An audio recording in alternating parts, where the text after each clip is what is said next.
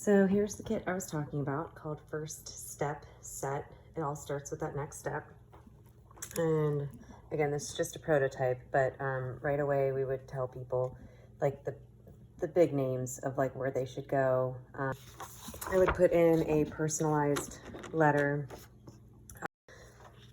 And then as they would go in the kit, they would find all of these different things of post-it note that says, I wish there was an easier way to explain Parkinson's. And this would be the Shaky Hands book. I actually created a new cover in case Dr. Mather wanted to change it so it's more adult-like, but we'll see how that goes. Having a water bottle. I wish I knew to drink a full glass of water and take my medications at the same time each day. I didn't know that until I was 2 years in. I wish I started using an electric toothbrush sooner. I was about a year in before I did that. And then so it would be like gym specific, based on what your location is. Obviously right now I'd just be doing this in Ohio, in Columbus.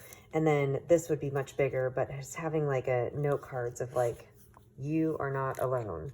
And then talking about finding a community. You can take action to slow the progression, and then how you do that, exercising and socializing. Learn from the experts, not Google. Again, this is what you saw in the beginning.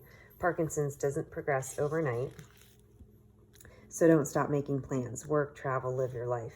Document and discuss symptoms and changes, and just talking about all the different things to talk to your movement disorder specialist. These were all comments that I got from people at my gym, so it's by Parkinson's patients. But all right, thanks.